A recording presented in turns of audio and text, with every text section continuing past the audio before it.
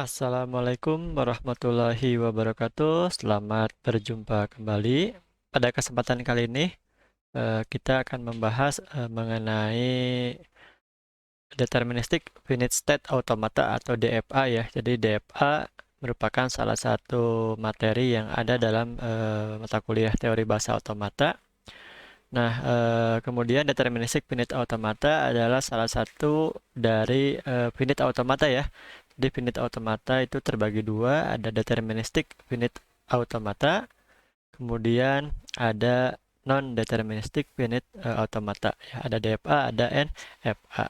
Nah, pada kesempatan kali ini kita akan mencoba bagaimana membuat coding dengan menggunakan bahasa Python untuk mempraktikkan bagaimana kita mensimulasikan sebuah DFA dengan dalam kasus di contoh ini, misalkan di sini kita punya sebuah bahasa ya, kita namakan saja L1 atau L1, di mana bahasa 1 adalah himpunan seluruh string yang dimulai dengan 0, string 0. Ya, berarti kan kalau seperti itu nanti bisa jadi stringnya adalah 0, 01, 00 dan seterusnya ya.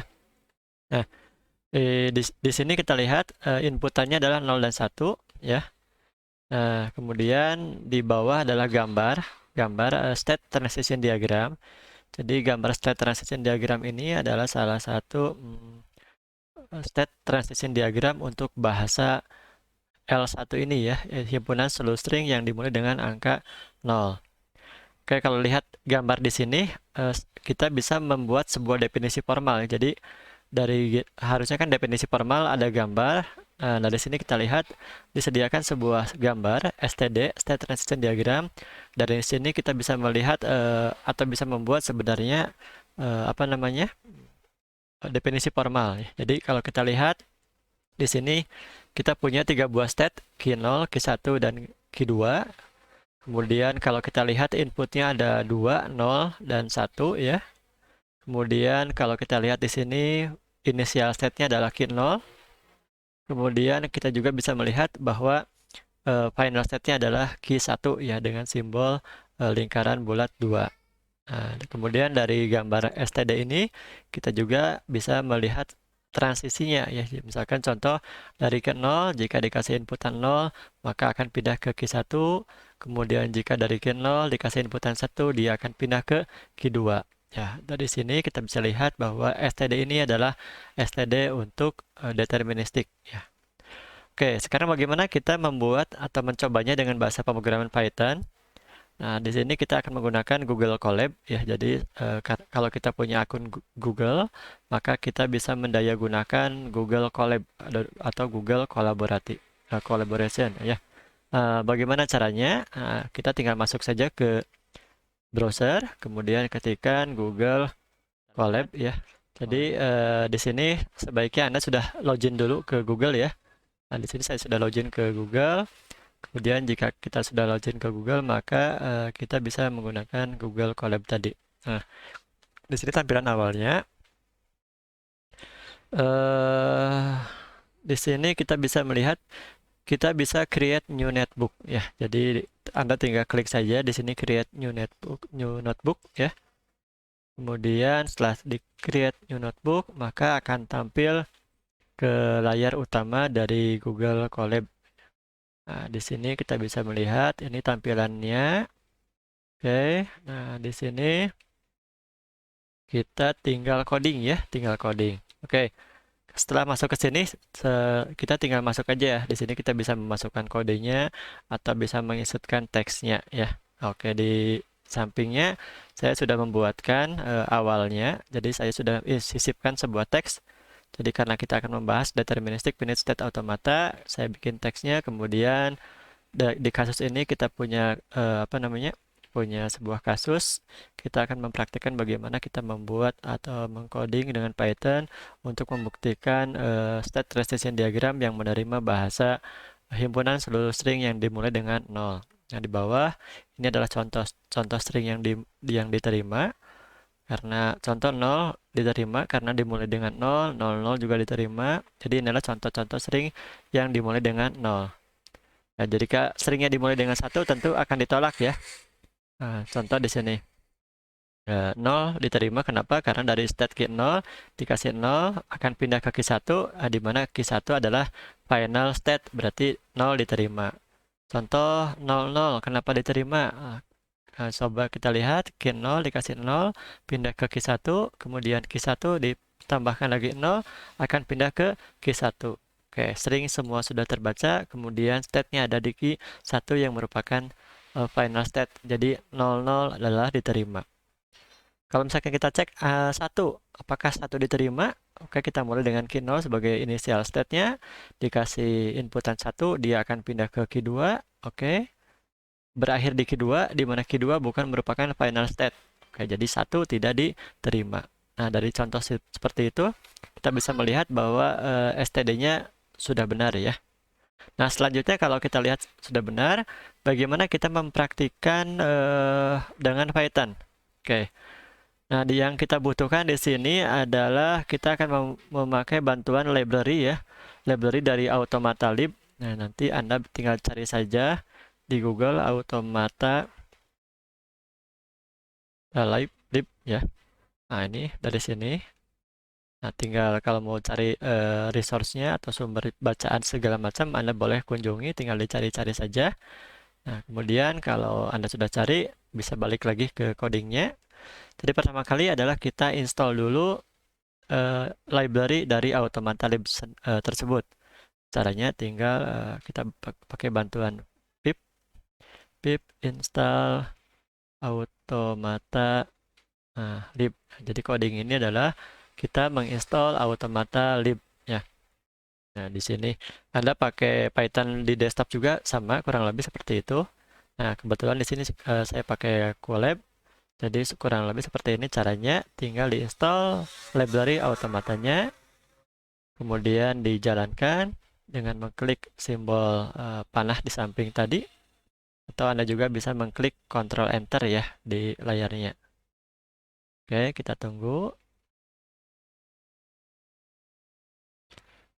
Nah, successful ya. Jadi sekarang kita sudah terinstall. Jadi di Colab session kita sekarang sudah terinstall library dari Automata Lib tersebut. Selanjutnya kita tambahkan baris kodenya. Setelah kita install, maka kita import. Ya, kita import. Yang akan kita pakai adalah DFA dari paket tersebut.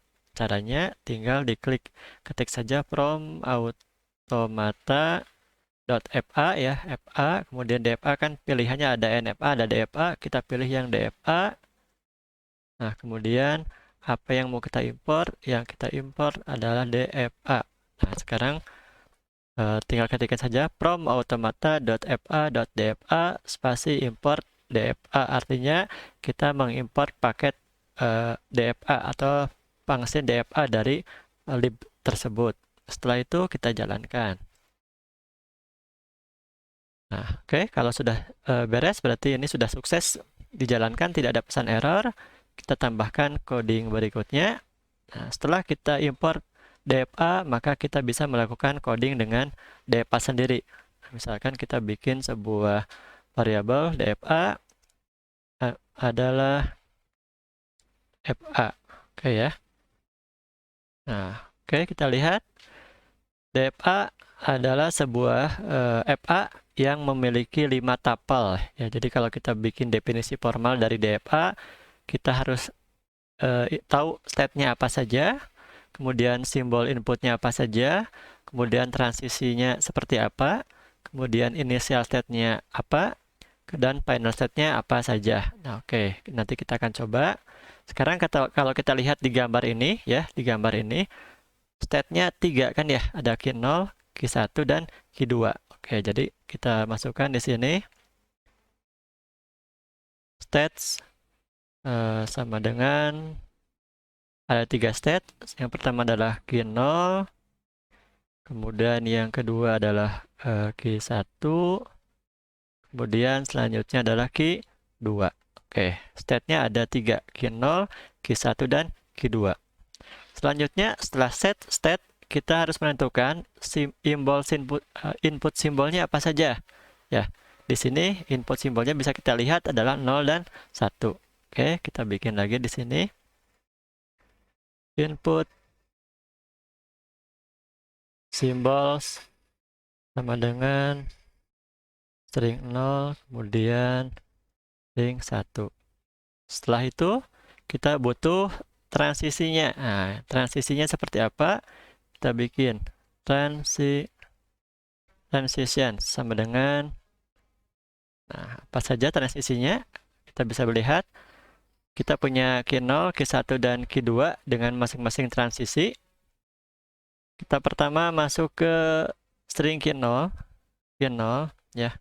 Kita lihat key 0, jadi key 0.2 artinya key 0 jika dikasih inputan. Nah, sekarang inputnya apa saja? Inputnya kan tadi ada 2, ada 0 dan ada 1.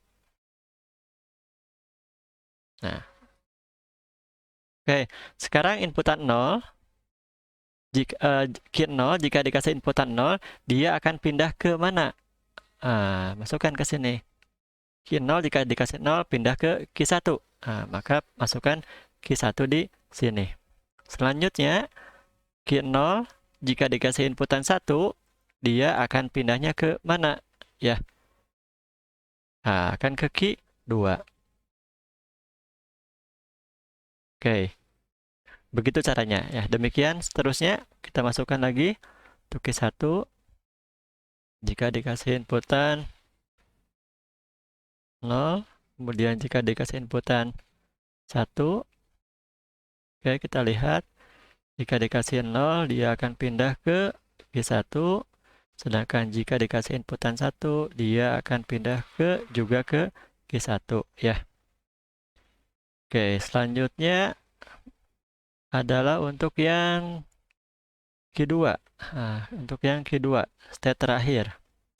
Oke, sama. Jika dikasih inputan 0, kemudian jika dikasih inputan 1, kita lihat jika dikasih inputan 0, maka dia akan pindah ke key 2 lagi.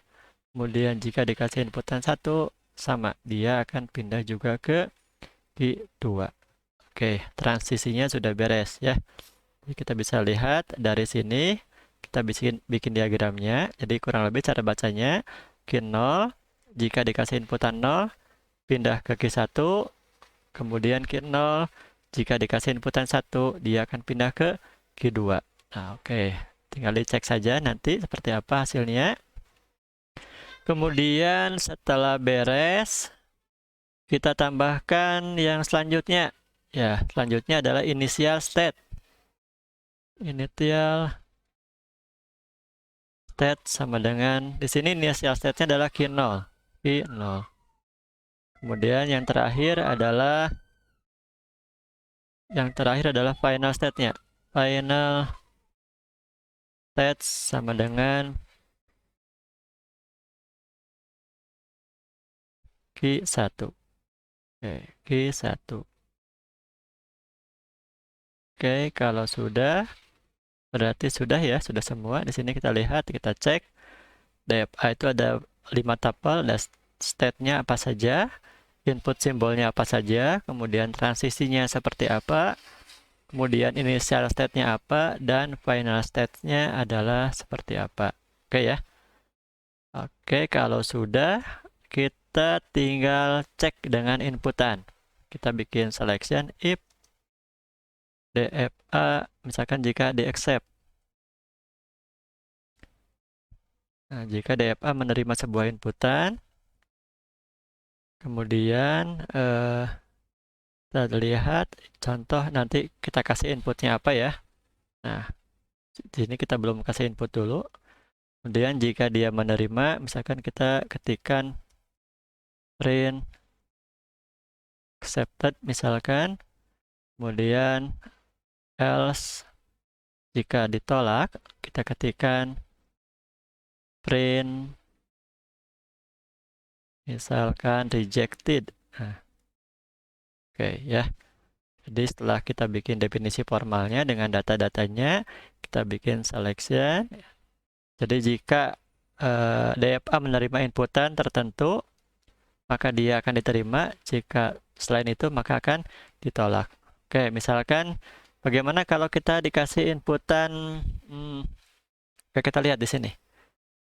Ini contoh yang diterima ya, 0, 0, 0, 0, 1, dan seterusnya. Pokoknya yang dimulai dengan 0 pasti diterima, selain itu ditolak. Oke, sekarang kita lihat. Kita ketikin 0. 0 ini harusnya diterima, karena stringnya dimulai dengan 0, ya. Oke, kalau sudah kita jalankan. Oke, terbukti. Accepted. Kita kasih lagi 0, 1, ya. Ini pun harusnya diterima. Kenapa? Karena stringnya dimulai dengan 0. Kita jalankan lagi. Juga accepted. Ya. Oke, sekarang kita cek yang salah. Bagaimana? Yang salah itu adalah jika dimulai dengan 1. Ya. 1. Ini harusnya ditolak karena stringnya atau std ini, bahasa ini hanya menerima string yang dimulai dengan 0. Sekarang kita cek dengan angka 1. Harusnya ditolak. Oke, rejected. Tambahkan 0 misalkan. Ini pun harusnya ditolak. Ya, karena apa? Karena mulainya adalah 1. Di input. Oke, terbukti. Jadi kalau kita lihat apa yang kita lakukan hari ini, coding dengan Python bisa membuktikan bahwa std tadi betul dia menerima inputan yang dimulai dengan 0 dan menolak yang selain itu. Oke. Nah, demikian contoh dari kita ya. Mudah-mudahan bermanfaat. Selamat siang. Assalamualaikum warahmatullahi wabarakatuh.